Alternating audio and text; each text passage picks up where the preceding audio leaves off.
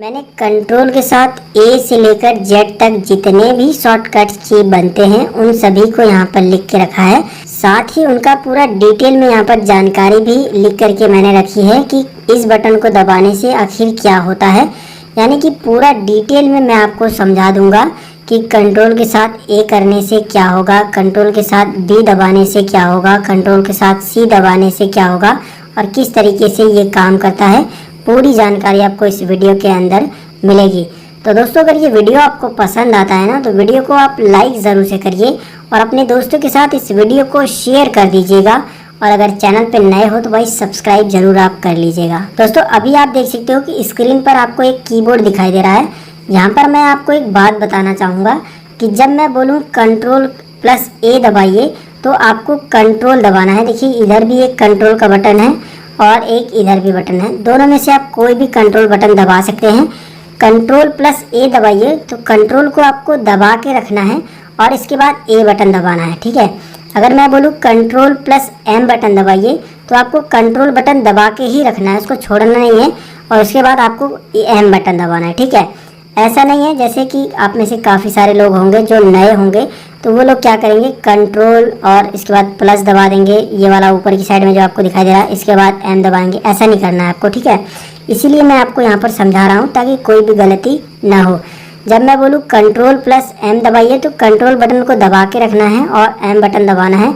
जब मैं बोलूँ कंट्रोल प्लस एफ दबाइए तो कंट्रोल बटन को दबा के रखना है, इसके बाद एफ बटन दबाना है। तो यहाँ से आपको ये जानकारी मिली होगी कि कैसे जो है बटन को दबाना है। तो चलिए, सबसे पहले मैं आपको बता देता हूँ कि कंट्रोल प्लस ए से क्या होता है। तो आपकी जानकारी के लिए बता दें कि कंट्रोल प्लस ए से ऑल सेलेक्ट होता है या फिर इसको आप सेलेक्ट ऑल बोल सकते हो। इससे क्या होगा कि पूरे टेक्स्ट को एक ही बार में सेलेक्ट करने के लिए कंट्रोल प्लस ए का इस्तेमाल करते हैं। देखिए, यहाँ पर मैंने कुछ टेक्स्ट जो है टाइप करके रखे हैं। यहाँ पर मैं आपको कंट्रोल प्लस ए बटन का इस्तेमाल करना सिखा देता हूँ। जैसे कि अगर आप जो है इन सभी टेक्स्ट को एक ही बार में सेलेक्ट करना चाहते हो तो आपको कीबोर्ड से कंट्रोल बटन दबा के रखना है, इसके बाद ए बटन दबाना है। तो एक ही बार में सारे टेक्स्ट जो है सेलेक्ट हो जाते हैं, यानी जितना भी हमने लिखा था वो एक ही बार में जो है सेलेक्ट हो गया है। तो हमने यहाँ से सीखा कि कंट्रोल ए से क्या होता है, ऑल सेट करना, यानी किसी भी टेक्स्ट को एक ही बार में सेलेक्ट करने के लिए कंट्रोल ए बटन का जो है इस्तेमाल करते हैं। यहाँ पर एक बात और आपको ध्यान देना है कि सिर्फ टेक्स्ट ही नहीं सेलेक्ट होते हैं। अगर आपने कोई फ़ोटो वगैरह भी लिया होगा, कोई शेप वगैरह भी बनाया होगा तो वो भी कंट्रोल ए से सब के सब सेलेक्ट हो जाते हैं। यानी इस पेज पे जितनी भी चीज़ें होंगी वो सब के सब जो है एक ही बार में सेलेक्ट हो जाएगा कंट्रोल ए बटन दबाने से। दोस्तों, अब बात करते हैं कि कंट्रोल प्लस बी से क्या होता है। तो कंट्रोल प्लस बी बटन दबाने से बोल्ड होता है। बोल्ड का ये मतलब है कि सेलेक्ट करे हुए टेक्स्ट को बोल्ड करने के लिए थोड़ा सा मोटा हो जाता है। मैं आपको प्रैक्टिकली बताता हूँ। देखिए, जैसे यहाँ पर काफ़ी सारे टेक्स्ट लिखे हैं, यहाँ पर पैराग्राफ में है। मैंने आपको क्या बताया, कंट्रोल ए से ऑल सेलेक्ट और बी से क्या मैंने बताया है, बोल्ड। तो बोल्ड करने के लिए कंट्रोल दबा के रखना और बी बटन दबाना। देखिए, ये बोल्ड हो जाएगा। देखिए, यहाँ पर देख सकते हैं आप, ये बोल्ड हो गया, ठीक है। बोल्ड का मतलब थोड़ा सा आपका जो टेक्स्ट है वो थोड़ा सा और हाईलाइट होने लगेगा, थोड़ा सा मोटा मोटा हो जाएगा, ठीक है। कंट्रोल बी से बोल्ड। इस तरीके से आप कंट्रोल बी का इस्तेमाल कर सकते हो, कंट्रोल बी से बोल्ड। दोस्तों, अब बात कर लेते हैं कंट्रोल प्लस सी से क्या होता है। तो किसी भी टेक्स्ट को कॉपी करने के लिए कंट्रोल प्लस सी का इस्तेमाल करते हैं, यानी कंट्रोल प्लस सी से कॉपी होता है। सेलेक्ट करे हुए टेक्स्ट को कॉपी करने के लिए जो है कंट्रोल प्लस सी का इस्तेमाल किया जाता है। जैसे कि हम लोग यहाँ पर आ गए हैं और यहाँ पर मैं आपको कंट्रोल प्लस सी से कॉपी करके दिखाता हूँ। ये जो है कंट्रोल ए से हमने जो है इसे सेलेक्ट कर लिया, कंट्रोल सी से हमने जो है इसे कॉपी कर लिया। अभी ये कॉपी हो गया है, आपको दिख नहीं रहा होगा, मैं आपको दिखाता हूँ। जैसे मान लीजिए ये तो हमारा टेक्स्ट है, ये है, इसको मैं जो है पूरा इसको डिलीट कर देता हूँ। डिलीट नहीं करता हूँ, यहाँ पर नीचे पेस्ट करके आपको दिखाता हूँ। कंट्रोल वी किया मैंने, पेस्ट। अभी देखिए, ये जो video provided as powerful way, तो ऊपर की साइड में देख सकते हो video provided as powerful way, यानी जो भी हमने टेक्स्ट को जितने भी सेलेक्ट करके कॉपी किया था वो नीचे की साइड में दोबारा से आ गए हैं, बिना हम ऊपर वाले को डिलीट किए नीचे दोबारा से उसी को पेस्ट करके, यानी उसी का डुप्लीकेट बना दिए हैं। तो कंट्रोल सी का हम लोग इस्तेमाल सीख रहे थे। तो कंट्रोल सी से किसी भी टेक्स्ट को, किसी भी इमेज को कॉपी किया जाता है, ठीक है। उसको पेस्ट कर दोगे तो वो डुप्लीकेट बन जाता है। पेस्ट की शॉर्टकट की क्या है, कैसे उसको इस्तेमाल करते हैं, वो आगे हम लोग बात करेंगे। लेकिन बात यहाँ पर आ गई थी तो मैंने पेस्ट भी आप सभी को थोड़ा बहुत बता ही दिया है। अब बात कर लेते हैं Ctrl+D से। तो कंट्रोल के साथ D बटन दबाने से फ़ॉन्ट का डायलॉग बॉक्स ओपन होता है। कैसे ओपन होता है मैं आपको थोड़ा प्रैक्टिकली समझाता हूँ तो आपको अच्छे से समझ आएगा। देखिए इस समय जो है हम लोग MS वर्ड में हैं और यहाँ पर मैं जैसे ही कीबोर्ड से कंट्रोल के साथ D बटन दबाता हूँ तो देखिए ये फ़ॉन्ट का डायलॉग बॉक्स ओपन हो गया है। और अब जो है आप अपने ये जो फ़ॉन्ट आपने लिखा है इसको बोल्ड कर सकते हो, इटैलिक कर सकते हो और इसकी साइज़ वगैरह भी बढ़ा सकते हो। और भी बहुत सारे फीचर इसके अंदर हैं जो कि आगे आने वाले वीडियो में हम लोग जब MS वर्ड पढ़ेंगे तो वो मैं आपको बताऊंगा। लेकिन इस वीडियो में मैं आपको सिर्फ शॉर्टकट के बारे में बता रहा हूँ, तो शॉर्टकट ही हम लोग बात करते हैं। तो Ctrl+D से क्या होता है, फ़ॉन्ट का डायलॉग बॉक्स ओपन होता है। यहाँ पर मैं आपको एक और बात बताना चाहूँगा कि Ctrl+D से सिर्फ फ़ॉन्ट डायलॉग बॉक्स ही नहीं ओपन होता है, Ctrl+D से डुप्लीकेट भी होता है। कैसे डुप्लीकेट होगा मैं आपको बताता हूँ। जैसे मान लीजिए आप कोई फ़ोटो या फिर कोई शेप को जो है बना लिए हो और आप जो है उसको सेलेक्ट कर लेते हो। देखिए अभी इसको सेलेक्ट करते हैं तो चारों तरफ आप देख सकते हो इस तरीके से बॉक्सेस बन गए हैं। अगर हम इसे सेलेक्ट करेंगे तो इस तरीके से हो जाएगा। तो Ctrl+D से जब मैं Ctrl+D दबाऊंगा तो ये देखिए डुप्लीकेट हो गया। देखिए अभी देखिए, लेकिन जब ये सेलेक्ट नहीं रहेगा, अभी देखिए सेलेक्ट नहीं है तो Ctrl+D दबाने से क्या है, फ़ॉन्ट डायलॉग ओपन होगा। तो यहाँ से आपको ये समझना है कि जब आप कोई पिक्चर को या फिर कोई शेप्स को सेलेक्ट करने के बाद जो है कीबोर्ड से Ctrl+D बटन दबाते हो तो उसका डुप्लीकेट बनता है। जैसे कि मैं यहाँ पर भी दबा दूँ तो देखिए ये भी इसका भी डुप्लीकेट बन गया, ठीक है। लेकिन जब कोई पिक्चर या फिर कोई शेप सेलेक्ट नहीं रहेगा और तब जो है आप Ctrl+D बटन दबाओगे तो फ़ॉन्ट का डायलॉग बॉक्स ओपन होगा, ठीक है। तो यहाँ से आपको ये समझ आना चाहिए कि Ctrl+D से क्या क्या होता है। पहला तो जो है फ़ॉन्ट डायलॉग बॉक्स ओपन होगा, दूसरा क्या है, डुप्लीकेट भी होता है। कैसे करना है वो मैंने आपको बता ही दिया है। अब बात करते हैं Ctrl+E से क्या होता है। तो Ctrl+E से सेंटर होता है। टेक्स्ट को सेंटर में लाने के लिए Ctrl+E बटन का शॉर्टकट जो है इस्तेमाल करते हैं। जैसे कि हम यहाँ पर आ गए हैं और अभी आप देख सकते हो कि ये जो हमारे टेक्स्ट है वो सेंटर में नहीं है। तो मैंने आपको बताया है Ctrl+A से ऑल सेलेक्ट करने के लिए और Ctrl जब E दबाओगे तो ये सेंटर में आ जाएंगे। अभी ये देख सकते हो सेंटर में है। अगर इस तरीके से आपको समझ में नहीं आ रहा है तो मैं आपको थोड़ा सा यहाँ पर और समझा देना चाहता हूँ ताकि आपको अच्छे समझ आ जाए। दोस्तों मैं जो भी वीडियो बनाता हूँ मैं सोचता हूँ कि जो भी जानकारी दूँ वो आपको अच्छे से समझ आ जाए। थोड़ा सा वीडियो बड़ा हो जाए उससे मुझे कोई भी फ़र्क नहीं पड़ता है, लेकिन जो मैं आपको बताना चाहता हूँ वो आपको समझ आना चाहिए, तभी ये मैं जो मेहनत कर रहा हूँ उसका फल मुझे मिलेगा।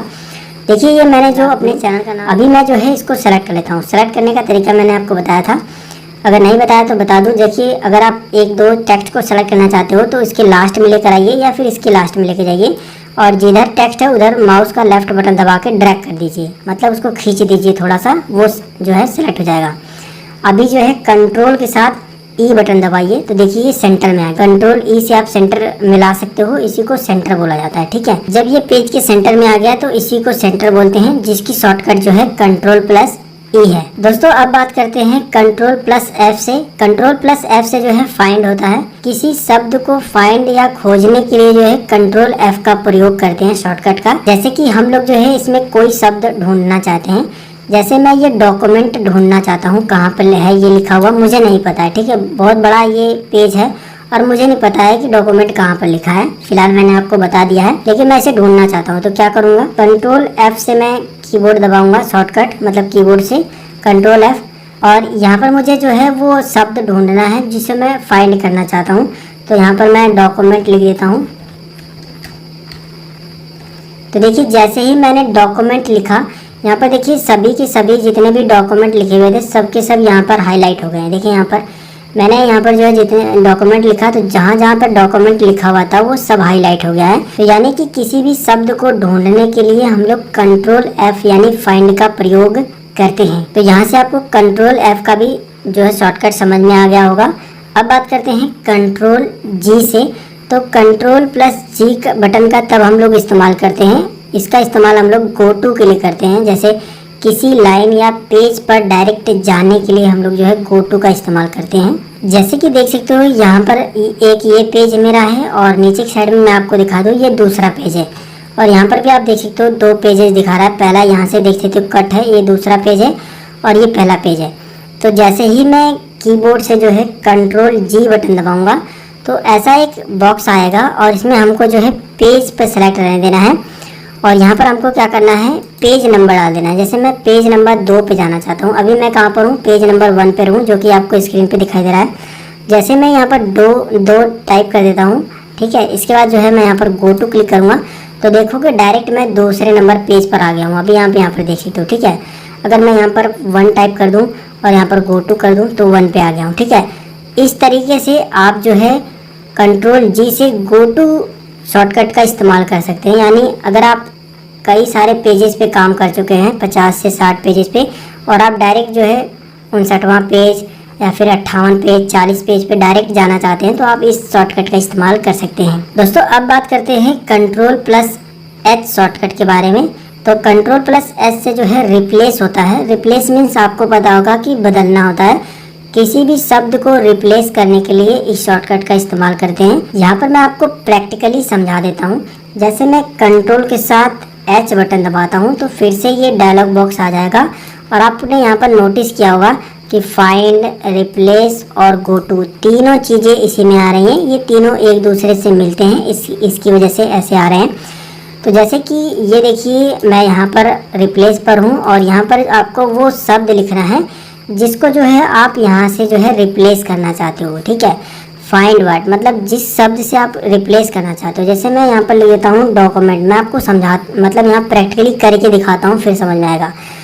डॉक्यूमेंट की जगह पे मैं अपने चैनल का नाम लिख देता हूँ कि मैं जहाँ पर डॉक्यूमेंट है चैनल का जो है नाम वो लिखा जाए, ठीक है। देखिए जहाँ पर डॉक्यूमेंट होगा का नाम लिखा जाएगा। फाइंड वर्ड किस चीज़ पे आप लिखना चाहते हो वो ऊपर की साइड में लिखना है और रिप्लेस किस वर्ड से करना चाहते हो वो नीचे की साइड में लिखना है। तो देखिए जहाँ पर भी होगा ना, ये देखिए यहाँ पर है, जितने भी जगह पर होगा मैं अभी आपको चेंज करके दिखा देता हूँ। तो देखिए यहाँ पर जो है हम लोग रिप्लेस पे क्लिक करेंगे तो देखिए ये यहाँ पर ये हाईलाइट हो गया। मैं रिप्लेस पे क्लिक करूँगा तो देखिए यहाँ पर चैनल का नाम आ गया है और ये दूसरा यहाँ पर दिखा रहा है तो मैं इसे रिप्लेस कर देता हूँ। देखिए यहाँ पर भी आ गया है, तीसरा यहाँ पर दिखा रहा है तो यहाँ पर मैं रिप्लेस कर देता हूँ। तो यहाँ पर इस तरीके से आप जो है ये तब हमको काम में आता है जब हम किसी टेक्स्ट के स्थान पे किसी दूसरे टेक्स्ट को लाना चाहते हैं और हम ये जानते नहीं कि वो टेक्स्ट कहाँ पर लिखा गया है। तो बस हम यहाँ पर आकर के उसको रिप्लेस कर देंगे, वो ऑटोमेटिक जो है रिप्लेस हो जाता है, वो सब जगह पर वो रिप्लेस हो जाएगा। तो अभी आप समझ गए होंगे कि Ctrl+H से क्या होता है। Ctrl+H से किसी भी टेक्स्ट को रिप्लेस किया जाता है। अब बात करते हैं Ctrl+I से क्या होता है। तो Ctrl+I से इटैलिक होता है, टेक्स्ट को इटैलिक करने के लिए। अब आप ये सोच रहे होंगे कि इटैलिक क्या होता है, तो मैं चलिए आपको प्रैक्टिकली बताता हूँ। देखिए इटैलिक का मतलब कि टेक्स्ट को टेढ़ा करना। जैसे कि ये देखिए मैं इसको सेलेक्ट कर लेता हूँ, पेस्ट को सेलेक्ट करने का तरीका मैंने आपको बता ही दिया है कि इस तरीके से आपको माउस को ड्रैग करना है, ये सेलेक्ट हो जाएगा, ठीक है। Ctrl+I बटन जैसे ही आप कीबोर्ड से दबाते हो, कंट्रोल दबा के रखना है, इसके बाद क्या करना है, I बटन दबाना है। तो जैसे मैं I बटन दबाता हूँ तो देखिए ये इटैलिक हो गया ना, थोड़ा सा टेढ़ा हो गया है, देखिए यहाँ पर। इसी तरीके से मैं इसको भी करके आपको दिखा देता हूँ, ठीक है। Ctrl+I, ठीक है। देखिए थोड़ा सा इटैलिक हो गया, थोड़ा सा टेढ़ा, जो कि देखने में काफ़ी अच्छा लगता है। मैं ये इस पूरे पैराग्राफ को आपको करके दिखा देता हूँ, तब आपको अच्छे से समझ में आ जाएगा। देखिए Ctrl+I, देखिए अपने आप जो है यहाँ पर Ctrl+I से इटैलिक हो गया है, ठीक है। तो इस तरीके से आपने ये शॉर्टकट भी जान लिया है कि Ctrl+I से क्या होता है। किसी भी टेक्स्ट को इटैलिक करने के लिए, थोड़ा सा टेढ़ा करने के लिए Ctrl+I शॉर्टकट का इस्तेमाल किया जाता है। अब बात करते हैं Ctrl+J से क्या होता है। तो Ctrl+J से जस्टिफाई होता है। जस्टिफाइड का मतलब मैं आपको बताता हूँ, चलिए मैं आपको प्रैक्टिकली समझाता हूँ। देखिए अभी ये जो टेक्स्ट मैंने लिखे हैं वो देखिए इधर से तो बराबर हैं, लेकिन इधर से बराबर नहीं है। कोई इधर कम है, कोई ज़्यादा है, कोई कम है, कोई ज़्यादा है, कोई कम है, कोई ज़्यादा, इस तरीके से आ रहा है, ठीक है। तो जस्टिफाइड करने का मतलब ये है कि इधर से भी बराबर होगा, इधर से भी बराबर होगा। जब आप कोई डॉक्यूमेंट बनाओगे वो एक तरफ से बराबर होगा और दूसरे तरफ से बराबर नहीं होगा तो वो सुंदर नहीं लगता है और अट्रैक्टिव नहीं लगता है, मज़ा नहीं आता है, ठीक है। तो जस्टिफाई करके आप जो है दोनों तरफ से बराबर कर दोगे और जो आप डॉक्यूमेंट बनाओगे वो काफ़ी ज़्यादा बेहतरीन भी लगता है। कैसे करना है मैं आपको बताता हूँ। जैसे मान लीजिए आप पूरे डॉक्यूमेंट को जो है, पूरे टेक्स्ट को ही जस्टिफाई करना चाहते हो तो Ctrl+A के साथ मैंने आपको बता दिया सेलेक्ट करना, और Ctrl+J जैसे ही दबाओगे आप तो देखिए जस्टिफाई हो गया। इधर भी देखिए पूरा बराबर हो गया, ठीक है। कोई भी छोटा बड़ा नहीं। देखिए ये जितने भी लाइन है पूरे के पूरे बराबर आए हैं। अब आप ये सोच रहे होगे कि ये लाइन क्यों नहीं बराबर आई। ये मेरे भाई छोटी सी लाइन थी, ये पैराग्राफ की लाइन है। जो ये वाला देख सकते हो, ये इधर भी बराबर है और ये इस साइड भी बराबर है, ठीक है। तो जस्टिफाई मतलब ये होता है कि टेक्स्ट को दोनों तरफ से इक्वली करना, ताकि टेक्स्ट जो है हमारा काफ़ी सुंदर डॉक्यूमेंट लगे। तो कंट्रोल जे से क्या होता है, जस्टिफाई। टेक्स्ट को दोनों तरफ से बराबर करने के लिए कंट्रोल जे शॉर्टकट का इस्तेमाल करते हैं। दोस्तों अब बात करते हैं कंट्रोल प्लस के से। तो इसका इस्तेमाल हम लोग जो है हाइपर लिंक के लिए करते हैं। कंट्रोल प्लस के से क्या होता है, हाइपर लिंक। चलिए मैं आपको समझाता हूँ कि कैसे जो है इसे इस्तेमाल करते हैं। जैसे कि देख लीजिए ये मेरे चैनल, मैं इसके अंदर कोई भी लिंक इंसर्ट करना चाहता हूँ तो मैं इसको जो है सेलेक्ट कर लूंगा। इसके बाद जो है कीबोर्ड से कंट्रोल प्लस के बटन दबाऊंगा। तो देखिए इस तरीके से इस तरह से विंडो आएगी और यहाँ पर आप कोई भी डॉक्यूमेंट या फिर फोटो को इस लिंक के साथ जो है अटैच कर सकते हैं। जैसे कि मैं आपको अटैच ही करके दिखाता हूँ। देखिए मैं इस फोटो को इसके अंदर हाइपर लिंक करने वाला हूँ, तो इसमें मैं सेलेक्ट कर लूँगा और इसके बाद ओके कर लूँगा। तो देखिए ये जो है ब्लू कलर का हो गया, ठीक है। और इसमें जो है मेरा फोटो जो है लिंक हो चुका है। जैसे मैं इस पर लेके जाता हूँ, देखिए ये पूरा URL दिखा रहा है और मैं जैसे ही इस पर कंट्रोल बटन दबा करके क्लिक करूँगा तो एक नया पेज ओपन होगा और इस तरीके से जो मैंने फ़ोटो इसके अंदर लगाया था वो फ़ोटो जो है अलग विंडो में ओपन हो जाएगी। तो हाइपरलिंक का मतलब ये है कि किसी भी टेक्स्ट के अंदर एक हाइपरलिंक क्रिएट कर देना, जिसमें आप डॉक्यूमेंट भी लगा सकते हो, फ़ोटो वगैरह भी लिंक के माध्यम से उसमें अटैच कर सकते हो। तो यहाँ से आपने हाइपरलिंक का भी मतलब समझ लिया होगा। अब बात करते हैं कंट्रोल प्लस एल से।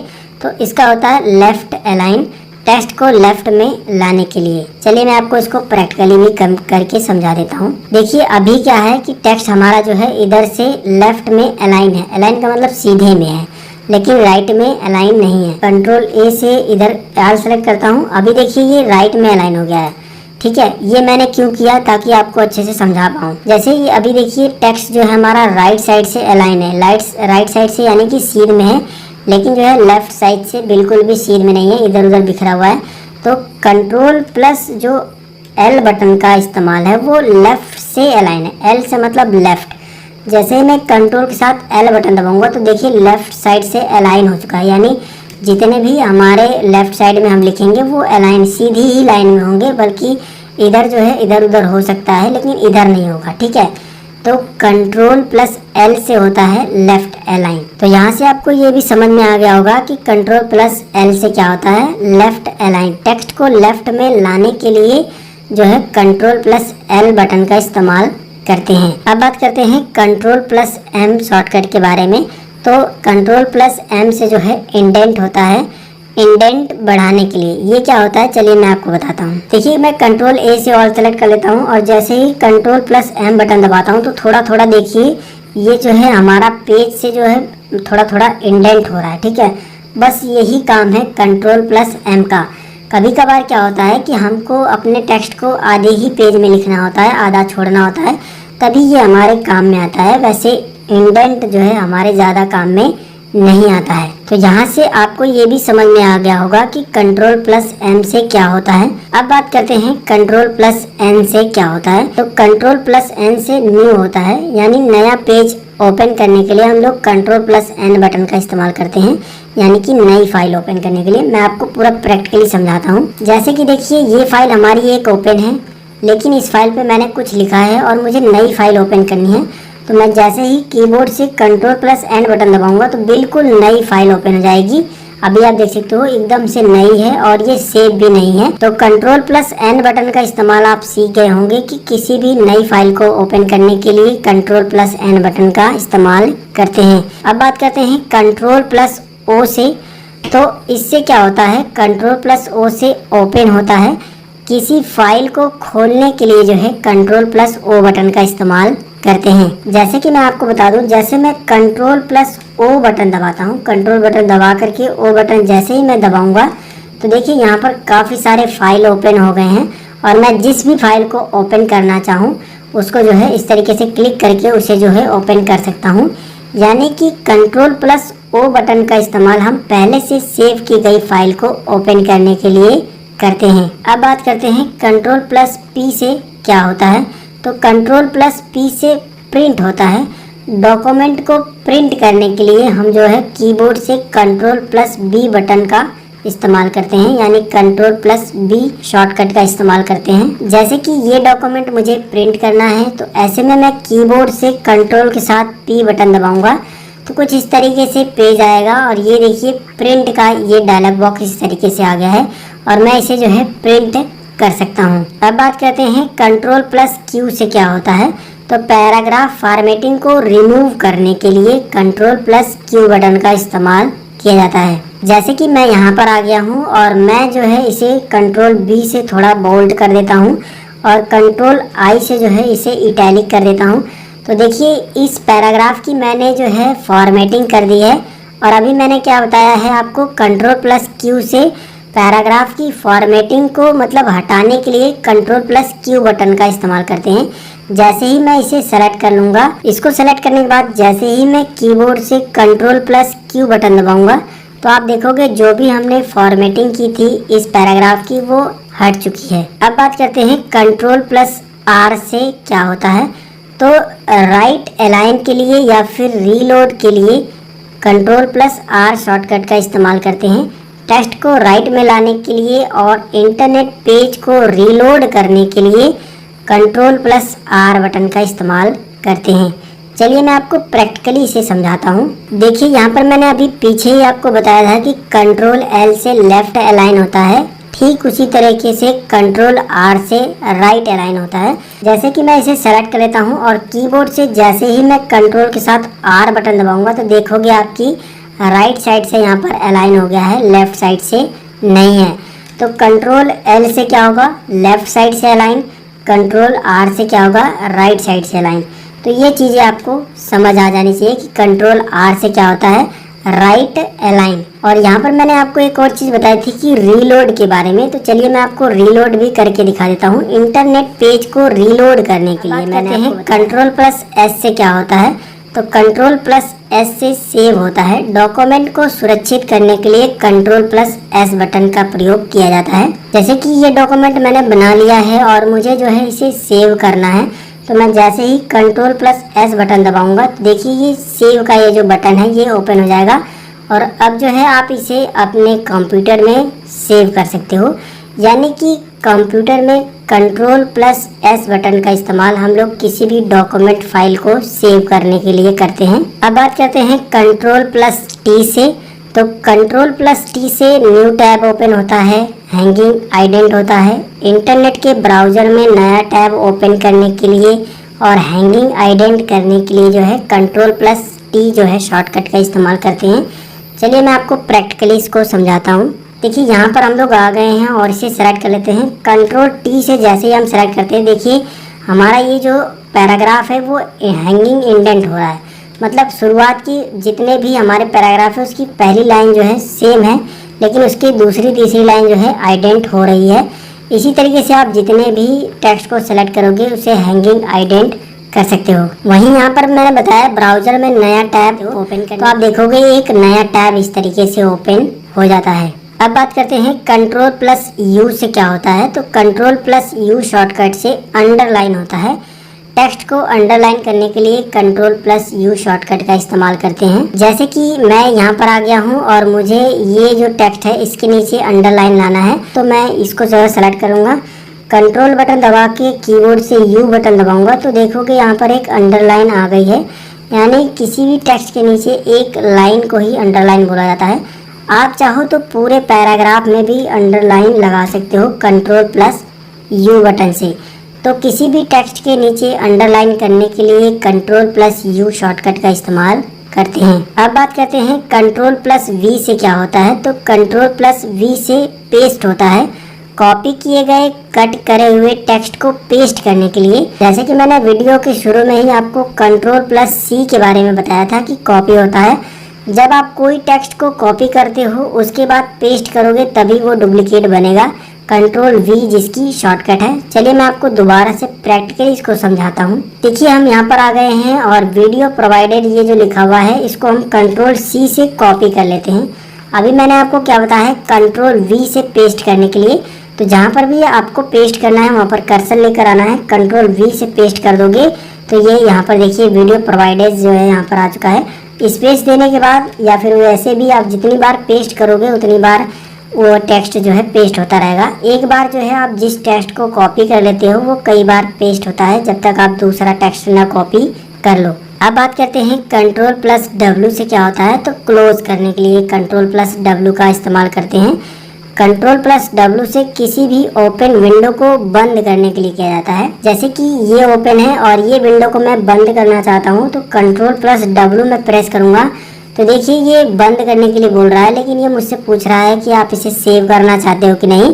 तो मैं जैसे ही इसे सेव पर क्लिक करूँगा तो ये देखिए बंद हो गया अपने आप, वो विंडो बंद हो चुकी है। ठीक है, अगर मैं इसे डोंट सेव पे भी क्लिक कर देता तो भी वो विंडो बंद हो जाती। तो Ctrl+W से क्या होता है, क्लोज। किसी भी विंडो को क्लोज करने के लिए Ctrl+W का इस्तेमाल करते हैं। और Ctrl+W से रीसाइज भी होता है, यानी किसी भी फोटो को, किसी भी डॉक्यूमेंट को उसका साइज कम करने के लिए हम लोग Ctrl+W का MS पेंट में जो है इस्तेमाल करते हैं। जब हम लोग MS पेंट सीखेंगे तो उसमें मैं आपको पूरा कंप्लीट जो है वीडियो बना करके MS पेंट की पूरी कंप्लीट जानकारी आपको बताऊंगा। फिलहाल हम लोग बात करते हैं Ctrl+X से क्या होता है। तो इससे कट हो जाता है और कट करके ही आप पेस्ट करोगे। इससे जो है टेक्स्ट को कट करते हैं, जैसे मैं आपको पूरा प्रैक्टिकली समझाऊंगा। बस 2 और बचे हैं, बस वीडियो में आप पूरा बने रहें। देखिए जैसे कि ये जो गुलाब गुरु लिखा हुआ है मुझे यहाँ पर नहीं चाहिए था, तो मैं इसे सेलेक्ट कर लूँगा और कीबोर्ड से Ctrl+X बटन दबाऊंगा तो वो कट हो गया वहाँ से। ठीक है, मुझे कहाँ पे चाहिए था, यहाँ पे चाहिए था।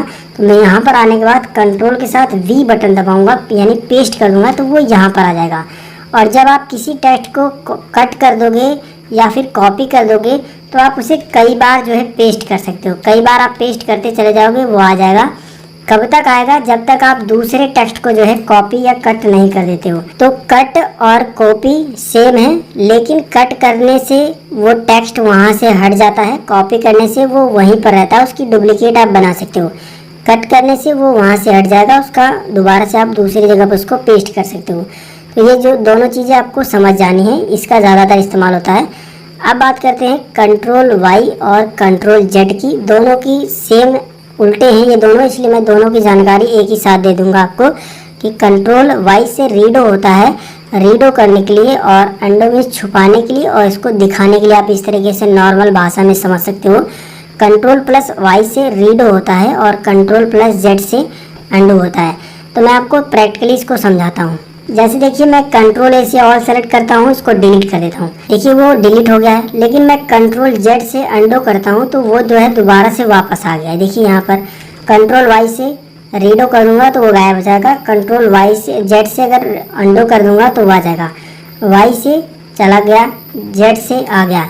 Y से रीडो होता है और Ctrl+Z से अंडो होता है। तो इसका इस्तेमाल हम लोग जो है ज़्यादातर करते हैं, क्योंकि कोई भी चीज़ हमें गलत हो जाती है। मान लीजिए इसको हम कट कर दिए और हमें वो लगा कि ये चीज़ सही थी, तो हम Ctrl+Z से इसको अंडो भी कर सकते हैं। ठीक है, और Ctrl+Y से इसको रीडो भी कर सकते हैं।